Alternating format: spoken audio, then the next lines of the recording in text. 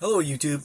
Um, Glad to be back. It's been a few days, and it's just been a real gong show around here with all of the flooding. So, just took its toll, and but now I'm caught up.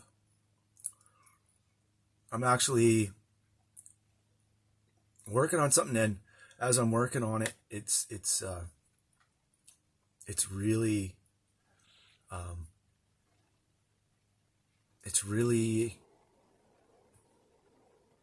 shows me how um, well how dysfunctional our lives can get. Right now, if you're an addict and you have an active addiction, we'll say, um, and an addict of any kind, right? Like gambling, food, exercise, sex, um, money,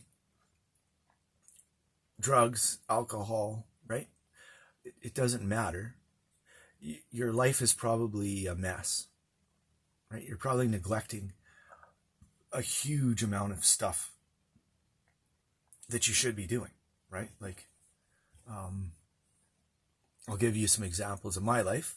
When I was an addict, my taxes would be behind for 4 or 5 years, right? I wouldn't file my taxes because it wasn't important, you know?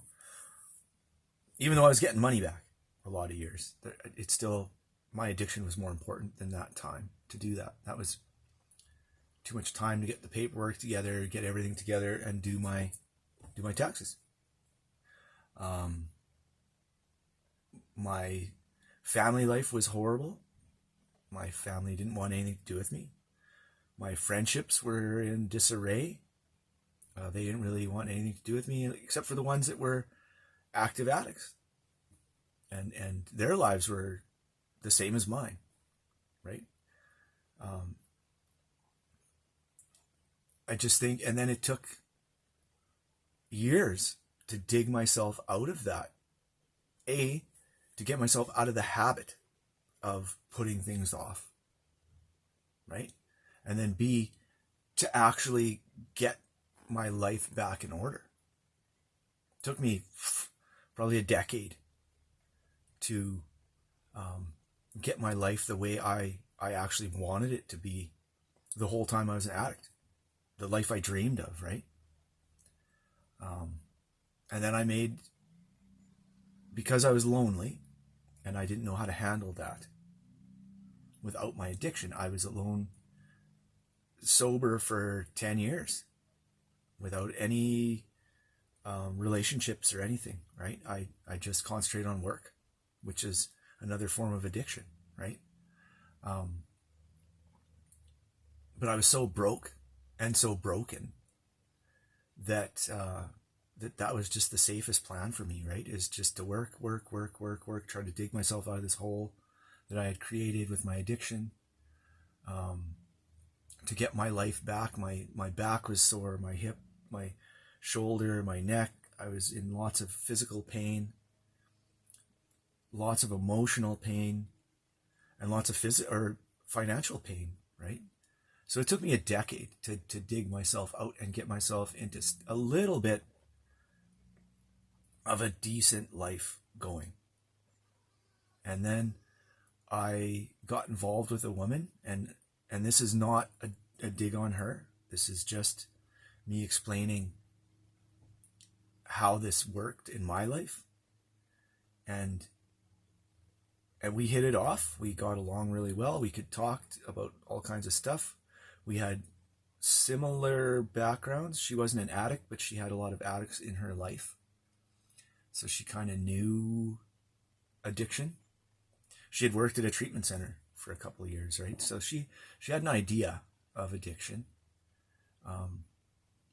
She couldn't see her own addictions, right? Even though she wasn't an alcoholic or a drug addict, she had food issue problems big time that I didn't see for a couple of years, right? They call it the honeymoon phase of a relationship, and that's what it was. We moved in together during the honeymoon phase, And after she moved in, life with her changed drastically. I think she got comfortable, and then she wasn't exercising. She wasn't eating right.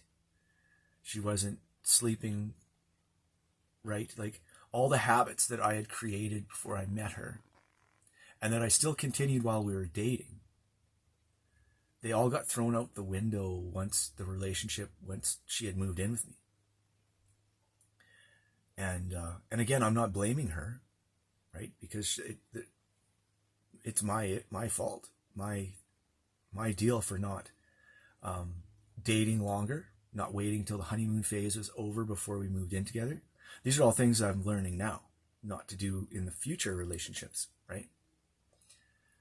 Right? I just, as an addict for 20 some years, I didn't have any relationships. My relationship was alcohol and drugs. So this is the first real meaningful relationship I've had where I got to learn these things, right? And so I neglected myself, right? My going to the gym, my eating rate, my sleeping rate got all turned upside down because now I have somebody else in my life that has her problems. And she was a hoarder on top of it. She's not like a hoarder where you get little trails, through the house that you can walk in, and the rest is just stacked papers but she would keep all kinds of stuff that she did not need, right? Old clothes, and all this stuff, and drag it around with her from this place to that place, from this province to that province, back to this province, back to that province. And it cost her so much money, so much time, so much effort. And 90% of it she didn't use. And she still isn't using. It's just sitting in a storage locker. Right? So, dysfunction. Dysfunction. She came from a household of dysfunction. I came from a household of dysfunction. And I think that's a big reason I didn't see it in her before she moved in. Gabor Mate says that we find what's comfortable to us, whether it's good for us or not, right? And so it was comfortable. That relationship was comfortable because it reminded me so much of what I grew up with. Dysfunction, stuff piled everywhere, stuff a mess, never enough money, always struggling, always... Yeah, just this, it was so reminded me after I saw it. After a couple of years, I saw what was going on. And I tried changing it. I tried to get her to work with me to change things. But really, she has to change her, and I have to change me, and then we can change the relationship. And it was always with her, was always going to a marriage counselor. And I said, we have to start on ourselves first, and then we can do the marriage counseling. And that wasn't something she wanted to do. So now we're not together. And she has her own place in Penticton, British Columbia. And I'm still in Grandview, Manitoba. And I'm not saying we're never going to get back together, because it's not what I'm saying. I'm saying that she needs to fix her life and get her life in a good direction where she wants it going. And I need to get my life back in the direction that it was going, right? The life I want. And then if those two lives can work out together, then that's perfect. That's great. If they don't, then we both have to go find other people that can help us on our life journey. And I'm bringing this up today, because I was thinking about it. Well, a big reason is I'm working on my stepdad's house, and he passed away in 2024, and he had major addiction issues, alcohol and prescription drugs, and they completely destroyed our family, and they completely destroyed his life. Completely destroyed his life, to the point where his pancreas quit, and he died Well, he started dying in his house. It took 3 days for somebody to find him because he has no real friends, right? He's an addict. So the neighbor finally checked on him after 3 days, called the ambulance, and it was too late, right? He ended up dying in hospital.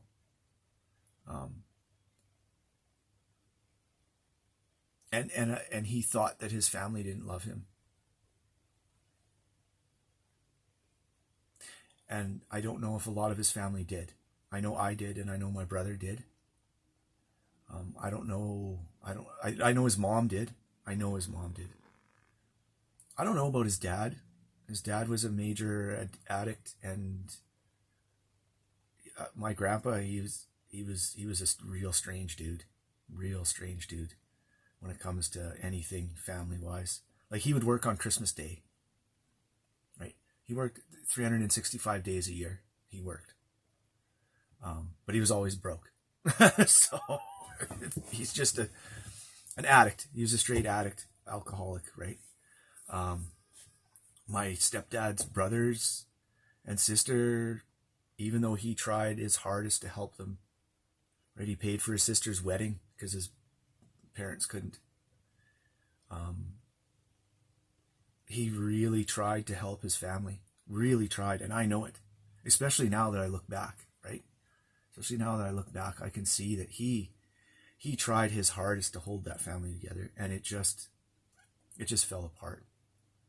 Like, when he passed away, his brothers and sister didn't even return our emails or our messenger, nothing. And it's just so sad. It's just so sad that that's how that worked out.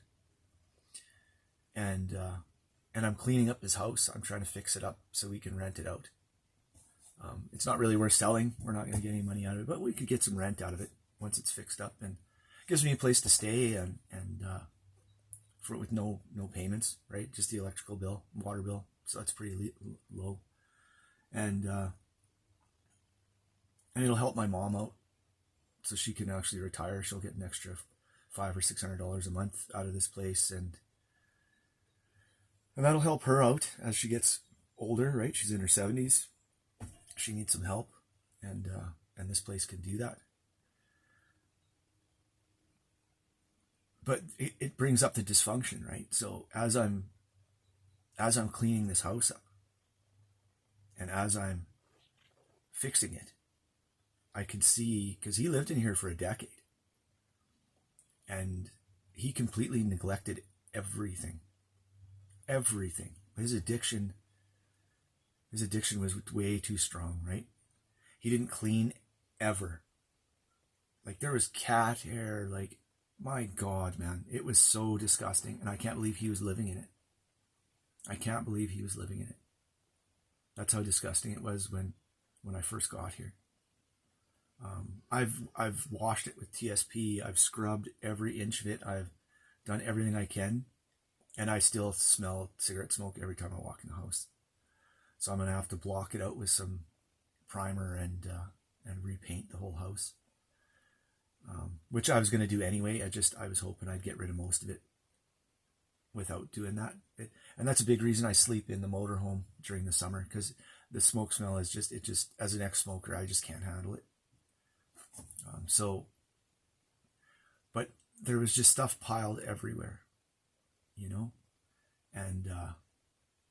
and stuff that's like, and I remember this stuff from when I was a kid back in Selkirk. I remember the same stuff, right? He's got tapes and VHS tapes and just stuff piled up. I actually found, because when I was a kid, young kid, he got beat up by the RCMP officer, 2 of them, when he was going to a fire call. He used to be a volunteer firefighter, and that really screwed up his life at that point. They did a number on him, and he was never the same after, right? He had PTSD, and he had physical ailments that never left, and he never got any help for it, right? the workers' comp, all those insurance, everybody just walked away from him. His family walked away from him, my mom included. She just didn't believe him, that he was still sore and hurt. I knew he was. I could tell. I could just see it. And I think that's a big reason he was such an addict on the prescription pills and the alcohol, is to block that pain. As someone that's done it himself now, right? I can look back now and say, well, that's what he was doing. He was blocking the pain. And he had a lot of pain to block, right? He had the physical ailments from getting beat up. He had the PTSD from being beaten up by cops, right? They're supposed to work together, like as fighter and RCMP are supposed to help each other, right, in this country, and to have that happen would be just devastating.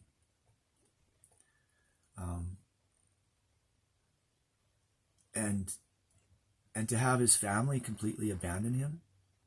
And not only that, they blamed him for a couple of businesses that they had run as a family unit. And they blamed him for them failing. And I know they did, because I listened to them say it right to his face. And I'm thinking, back then, you all were part of it. You all were part of it. You all drank. You all acted stupid. You all spent all the fucking money on everything. And now you're hanging him out to dry, blaming it all on him. Right? My mom blamed it on him too. She never stood by his side. Never. Never. And I remember as a kid feeling very sorry for him.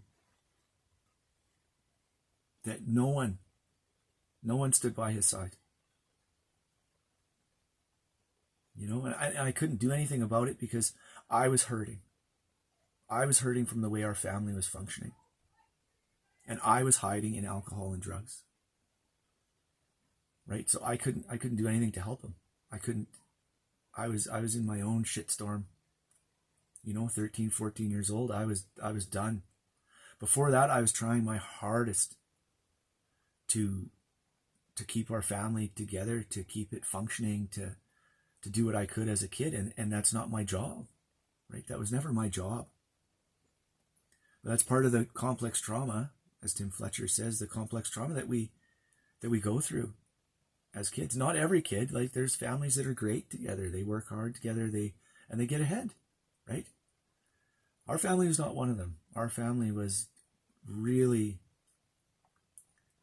really a mess, right?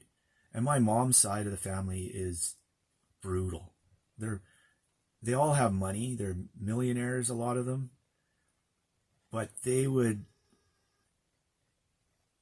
steal from you in a heartbeat. They would not think twice about ripping you off or me off or themselves off, each other off. They don't care. Everything is about money for them. Money is the most important thing in their lives, and I know it. Because I've dealt with them. I don't talk to them anymore because they make me sick to my stomach just dealing with them. And I remember that my stepdad's family and my mom's side of the family got together a few Christmases, and then they never got together again after that. They did a few business deals together, and then they completely hated each other.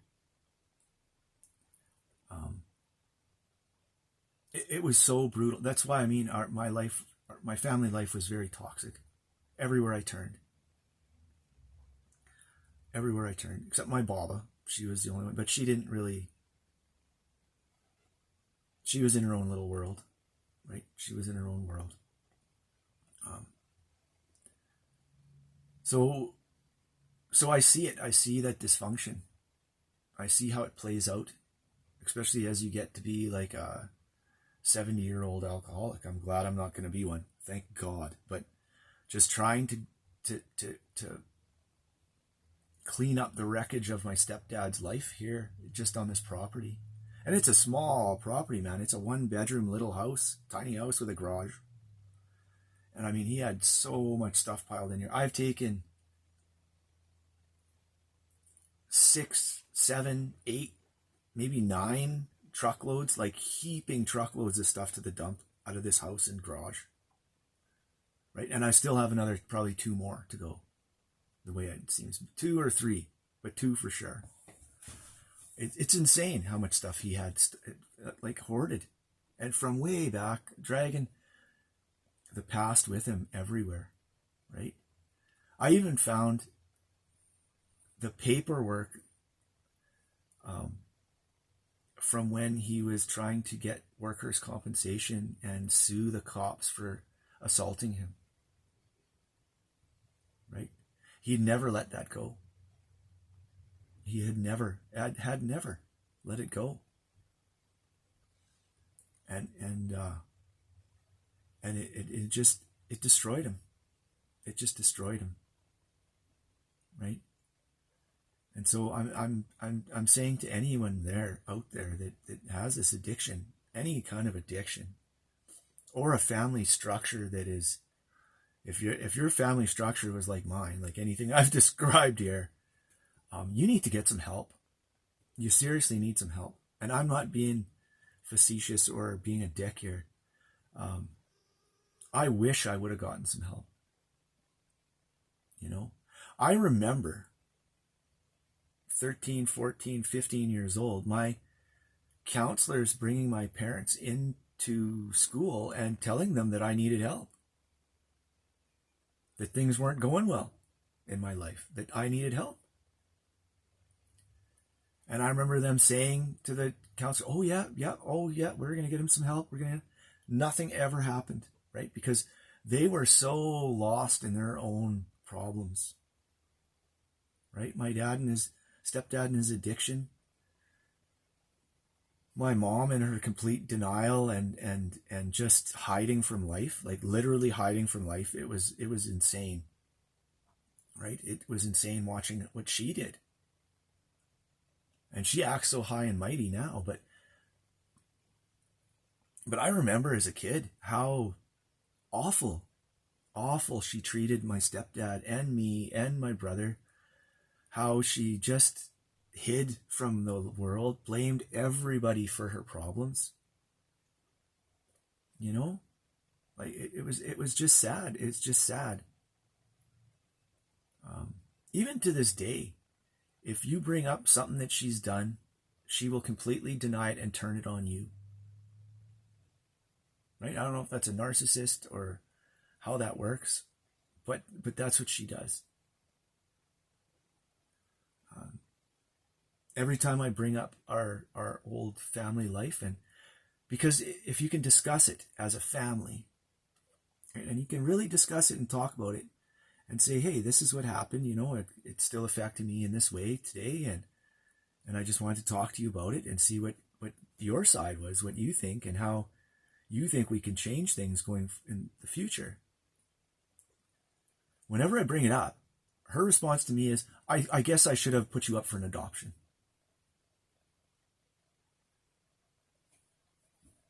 That's what she says, right? And that's to hurt me, right? And to stop the conversation because she doesn't want to talk about it. And that's the same shit she's pulled on me my entire life. Whenever we had to talk about anything like that, that's what she did.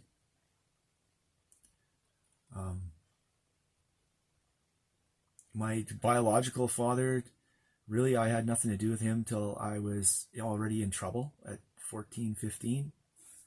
And he wasn't much help at all. He was no help at all. None at all. Like, as I look back as an adult now, he gave me booze, gave me cigarettes when I was on the farm, used me as a worker, slave. Basically, that's all I did was work. And then after work, I babysat my half brother and sister there, so that him and my stepmom could go out and go drinking with their buddies. That's what I did. Most nights, that's what I did. When I did go out with my cousins or whatever, he would buy me booze and smokes and send me out drinking with my cousins. Right? He didn't want to change anything. He didn't. Nothing. It was brutal. And then his way of dealing with me, I guess, because my stepmom didn't really want me around. don't really blame her. You know, I was a mess. I was a fucking mess. Was to put me in a Christian private school that I lived at, right? And I actually in the beginning thought it was a good idea. I was like, you know what? I'm going to go there and I'll go and visit my dad and I'll go visit my mom and everything will be fine. But what ended up happening is they just dumped me there and just neglected me, just left me, right?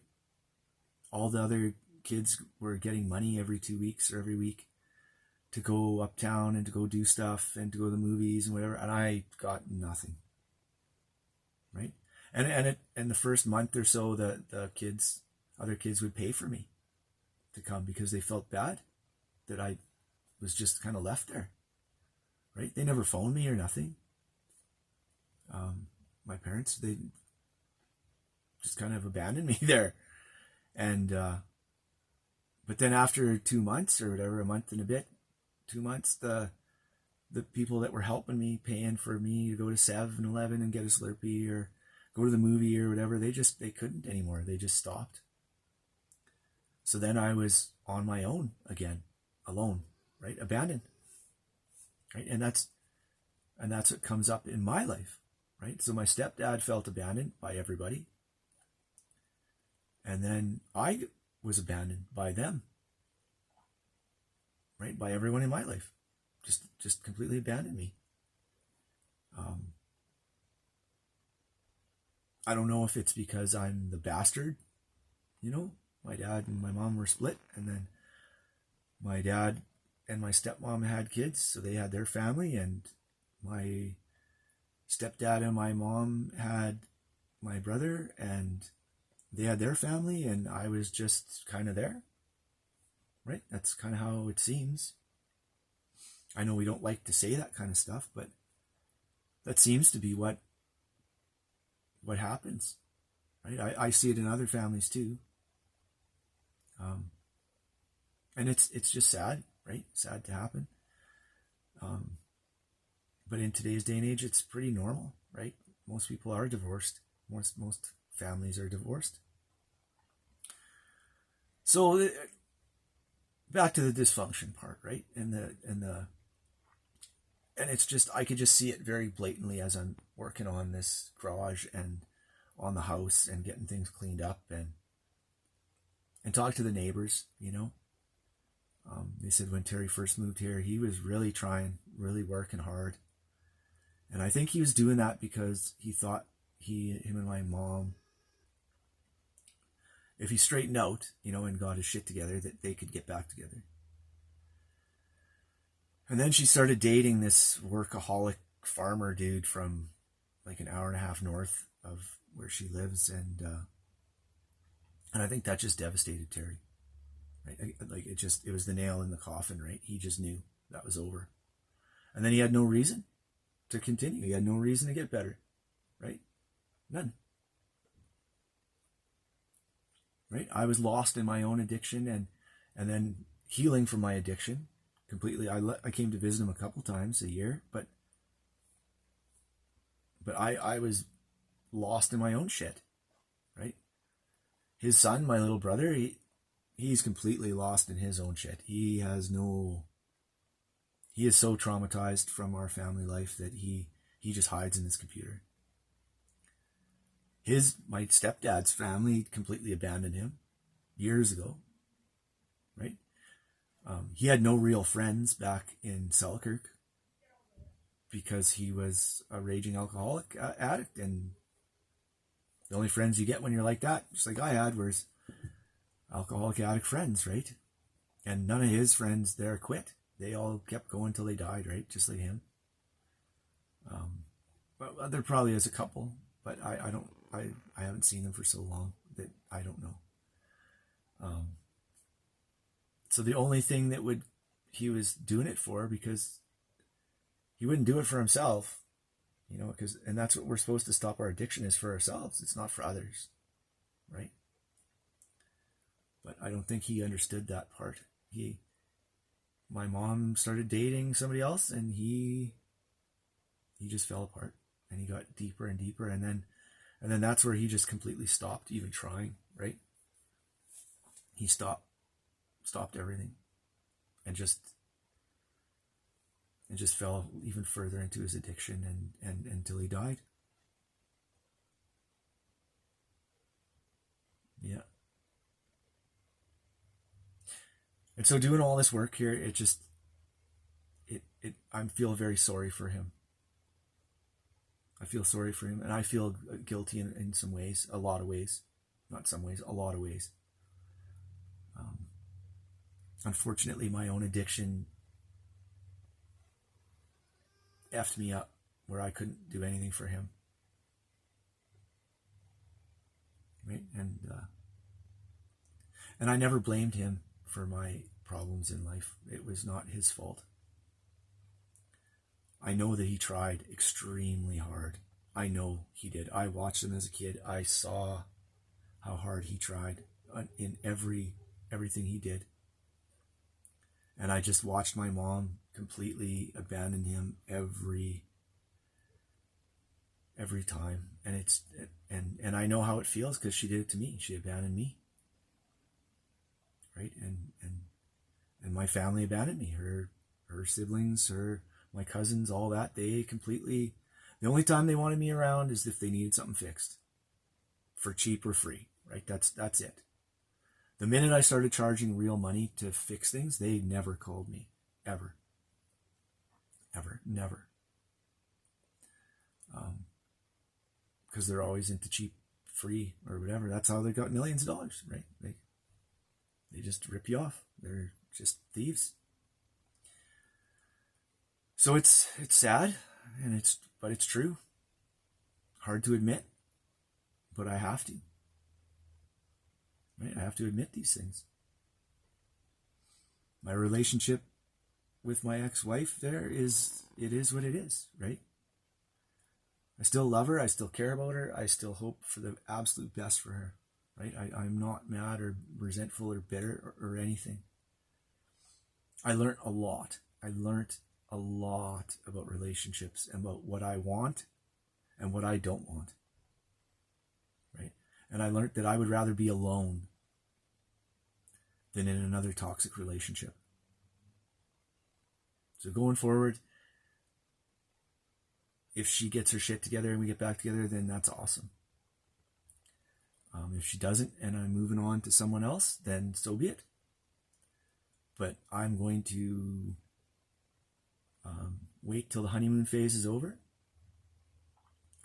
I am going to really watch who I get involved with.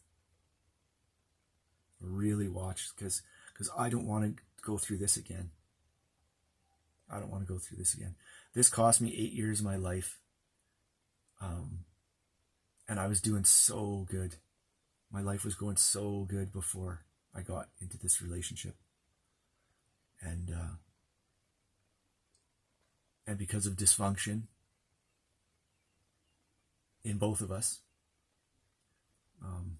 I'm now starting over again.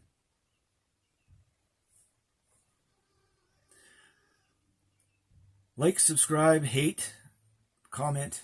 If you hate what I say, tell me. If you love what I say, tell me. If you have any ideas, talk to me. Thank you very much.